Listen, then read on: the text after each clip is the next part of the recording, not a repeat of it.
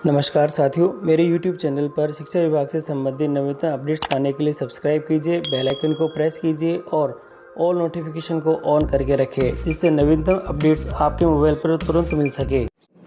साथियों, APR के संबंध में मैंने कुछ और भी वीडियो बना रखे हैं और वो आपके लिए एक प्लेलिस्ट के अंदर है और उस प्लेलिस्ट का नाम है ACR और APR।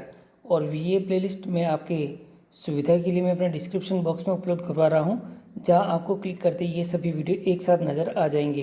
तो साथियों, यहाँ आप देखेंगे तो आपकी सुविधा के लिए जो कुछ महत्वपूर्ण जो APR से संबंधित आपके लिए पॉइंट है वो ये है, APR ऑनलाइन भरे। तो इसके संबंध में जो दिशा निर्देश आए थे वे आप इस वीडियो की सहायता से देख सकते हैं। आपको जो APR भरने के समय में इस सत्र का जो APR है तो वह आपको जो भरना है उसके अंदर कुछ महत्वपूर्ण चेंजेस हुए हैं। तो 7 प्रमुख परिवर्तन हुए हैं, वह क्या क्या हैं आप यहाँ से देख सकते हैं। और APR आपको किस प्रकार से भरना है सभी वर्ग के लिए, व्याख्याता, second grade, third grade, LDC, UDC, जो प्रधानाचार्य वे ये सभी अपना APR किस प्रकार से भरेंगे तो उसके संबंध में एक ही वीडियो है। और ये आपके लिए सभी वीडियो का जो लिंक है, यानी ये सभी वीडियो एक ही प्लेलिस्ट में है और आपकी सुविधा के लिए प्लेलिस्ट का जो लिंक है ये डिस्क्रिप्शन बॉक्स में उपलब्ध है और आपको वीडियो के अंत में भी ये प्लेलिस्ट मिल जाएगी। तो जैसे ही आप इस पर क्लिक करेंगे तो ये सभी वीडियो आ जाएंगे और आपको जिस वीडियो की आवश्यकता है आप उस वीडियो को यहाँ पर क्लिक करके देख सकेंगे। साथियों, वार्षिक कार्य मूल्यांकन प्रतिवेदन सत्र 2021-22 और इसके संबंध में फ्रिक्वेंटली आस्क्ड क्वेश्चन है सभी के लिए।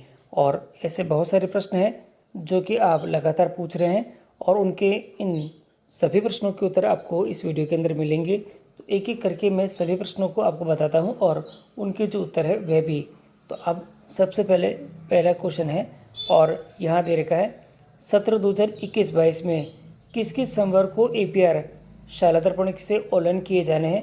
तो यहाँ दे रखा है, शिक्षा विभाग से में कनिष्ठ सहायक से प्रधानाचार्य तक के संवर्ग को APR शाला दर्पण पोर्टल से ऑनलाइन प्रविष्टि किए जाने हैं। दूसरा प्रश्न है, मेरे समीक्षक अधिकारी पदोन्नति उपनिदेशक से सहयोग निदेशक के पद पर हो गई है, क्या मुझे अपना प्रतिवेदन उन्हें भेजना है। इसके संबंध में उत्तर दे रखा है, जिसके सुपरविजन में न्यूनतम 3 माह सेवा की उन्हें ही प्रतिवेदन प्रेषित किया जाना है, चाहे पदनाम में कार्यालय परिवर्तित हो गया है। अगला प्रश्न दे रखा है साथियों, यहाँ मैं शहरी क्षेत्र में कार्यरत उच्च प्राथमिक विद्यालय में संस्था प्रधान हूँ। निर्धारित चैनल के अनुसार मेरा रिपोर्टिंग ACBO प्रथम है। वर्तमान में UCO व्यवस्था प्रारंभ की गई है, मुझे अपना प्रतिवेदन किसे भेजना है। तो यहाँ दे रखा है, सत्र 2021-22 APR चैनल के अनुसार संबंधित अवधि के UCO को प्रतिवेदन प्रेषित किया जाना है। तो साथियों, ये इस प्रश्न का सटीक उत्तर है। और यहाँ दे रखा है अगला प्रश्न, मैं प्रतिवेदक अधिकारी हूँ, मैं किसी प्रतिवेदक पर E-साइन कर रहा हूँ और पर बार बार जो फेल्ड का संदेश आ रहा है, संभावित क्या क्या कारण हो सकते हैं। तो यहाँ दे रखा है, शाला दर्पण के प्रपत्र 10 तथा आधार के नाम में समान होना चाहिए, किसी भी प्रकार का अंतर नहीं होना चाहिए, यदि अंतर है तो समान नाम होने से की प्रक्रिया करें। साथियों, नाम समान होने के बाद ही ये जो कार्य है ये हो सकेगा। और इसी के साथ ही अगला प्रश्न दे रखा है, मैं अपने प्रतिवेदन पर प्रतिवेदक अधिकारी समीक्षक अधिकारी द्वारा किए गए मूल्यांकन कैसे देख सकता हूं। तो यहाँ दे रखा है, संबंधित स्वीकारकर्ता अधिकारी द्वारा जब आपका प्रतिवेदन स्वीकार कर संस्था प्रधान ACR को प्रेषित किया जाएगा, तब आपके स्टाफ विंडो की APR टैब के सेव बाय ऑल ऑफिसर्स का संदेश प्रेषित होगा तथा व्यू ऑप्शन पर क्लिक कर आप अपना मूल्यांकन देख सकेंगे।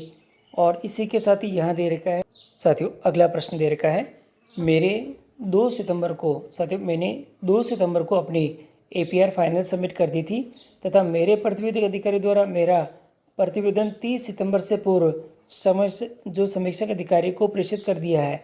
समीक्षक अधिकारी मेरे प्रतिवेदन पर बिना कार्रवाई किए 30 सितंबर को सेवानिवृत्त हो गए हैं, क्या मुझे APR नए सिरे से भरनी है, चेंज या ऑफिसर टैब के द्वारा नए ऑफिसर का चयन करना है।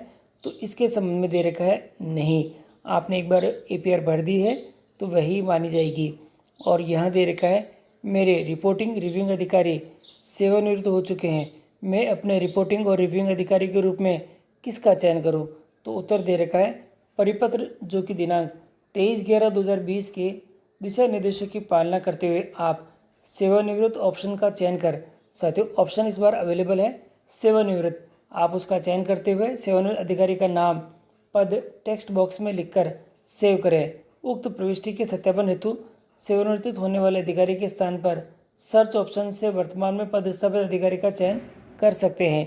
और यहाँ दे रखा है आपके पास में अगला प्रश्न, और अगला प्रश्न आपके पास में कुछ इस प्रकार से है कि मैं व्याख्याता पद पर कार्यरत हूँ और सत्र 2020-21 में मैंने 2 विद्यालयों में कार्य किया है। इसके कारण मैंने 2 प्रतिवेदक अधिकारी हैं। मुझे कौन से प्रतिवेदन में परीक्षा परिणाम की प्रविष्टि की जानी है? तो इसमें दे रखा है मॉड्यूल में परीक्षा परिणाम की प्रविष्टि करते समय बोर्ड परीक्षा परिणाम के संबंध में जारी विभागीय दिशा निर्देशों की पालना के अनुसार ही प्रविष्टि की जानी है। तो बोर्ड के जो विभाग के जो दिशा निर्देश थे उनको देखते हुए आपको फिलअप करने हैं।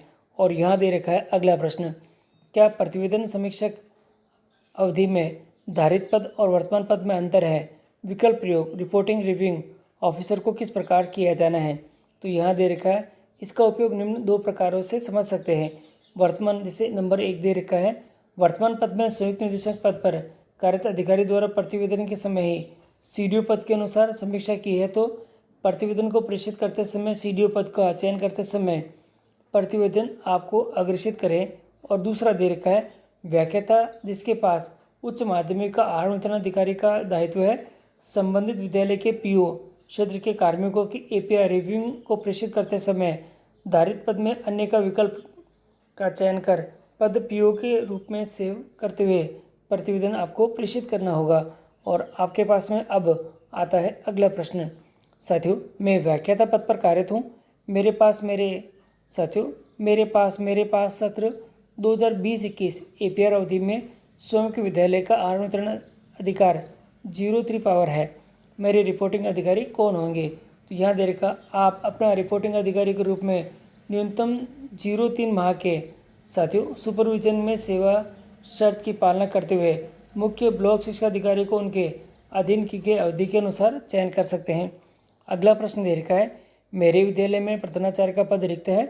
प्रधानाचार्य का दायित्व किसी व्याख्याता के पास है, लेकिन उनके पास O3 पावर या 03 पावर नहीं है। इस परिस्थिति में मेरे रिपोर्टिंग अधिकारी कौन होंगे?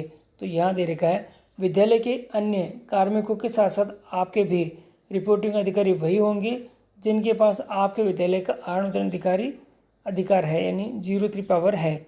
और यहाँ दे रखा है अगला प्रश्न, मेरे दिनांक साथियों 1/2/2021 को द्वितीय श्रेणी से पदोन्नत होकर अन्य स्कूल में व्याख्याता पद पर कार्यग्रहण कर लिया है। मेरे रिपोर्टिंग व समीक्षक अधिकारी कौन होंगे? तो यहाँ दे रखा है दोनों अवधि में रिपोर्टिंग अधिकारी संबंधित प्रधानाध्यापक माध्यमिक विद्यालय या प्रधानाचार्य होंगे जिनके अधीन आपने सेवा की है, एवं समीक्षक अधिकारी एक ही होंगे जो कि आपके अंतिम पदस्थापन के अनुसार होंगे साथियों। और परिपत्र दे रखा है इसके अंतर्गत 23/11/2020 के दिशा निर्देशों की पालना करते हुए। और यहाँ दे रखा है आपके पास में अगला प्रश्न, राजकीय माध्यमिक और राजकीय उच्च माध्यमिक में द्वितीय श्रेणी अध्यापक के पास प्रधानाचार्य का चार्ज है, क्या उन्हें रिपोर्टिंग अधिकारी के रूप में चयन किया जा सकता है? तो उत्तर है यहाँ पे नहीं। और यहाँ दे रखा है आपके पास में अगला प्रश्न, मैं दिनांक 1/7/2020 से 1/10/2020 तक द्वितीय श्रेणी अध्यापक था। मैंने विभागीय पदोन्नति उपरांत दिनांक 2/10/2020 को व्याख्याता के रूप में कार्यग्रहण कर लिया है। मैं एपीआर भरते समय लोक सेवक के प्रकार के रूप में किस पद का चयन करूं? तो यहाँ दे रखा है। और साथियों एपीआर वर्ष के अंतिम पद का चयन लोक सेवक प्रकार में करना होता है, यानी जिस वर्ष आपका एपीआर भरा जा रहा है तो उस वर्ष के अंतिम पद का आपको चयन करना है। आपके संबंध में आपको लोक सेवक के प्रकार के रूप में व्याख्याता पद का चयन करना होगा, तो ये आप थोड़ा सा ध्यान रखें। अगला प्रश्न आ रहा है हमारे पास में रिपोर्टिंग अधिकारी। साथियों मैं रिपोर्टिंग अधिकारी हूँ, मैं अपने शाला दर्पण लॉगिन से लोक सेवक से प्राप्त एपीआर कैसे फॉरवर्ड कर सकता हूँ? आप लोक सेवक से प्राप्त एपीआर पर अपनी टिप्पणी अंकित करने से यानी के पश्चात सबमिट करें और ई साइन कर उसे समीक्षक अधिकारी को फॉरवर्ड कर सकते हैं। मॉड्यूल में प्रविष्टियाँ कौन से फॉन्ट में की जानी है? तो इसमें दे रखा है इंग्लिश या जो मंगल दे रखी है यूनिकोड वे आपको करनी है। अगला प्रश्न है मैं अपने समीक्षक अधिकारी के रूप में सीडीओ का चयन करना चाहता हूं, जिनके पास जिला शिक्षा अधिकारी मुख्यालय का भी प्रभार है। सीडीओ के रूप में सर्च करते समय उनका नाम प्रदर्शित नहीं हो रहा है, तो मूल पदस्थापित पद के अनुसार ही नाम प्रदर्शित होगा। आपको जिला शिक्षा अधिकारी मुख्यालय के रूप में सर्च करके चयन भी कर सकते हैं। अगला प्रश्न है, मैं अपना एपीआर स्टेटस कैसे देख सकता हूँ? तो यहाँ दे रखा है और आप अपने स्टाफ लॉगिन में एपीआर टैब में एपीआर स्टेटस कॉलम में जाकर एपीआर की वर्तमान स्थिति को आप देख सकेंगे।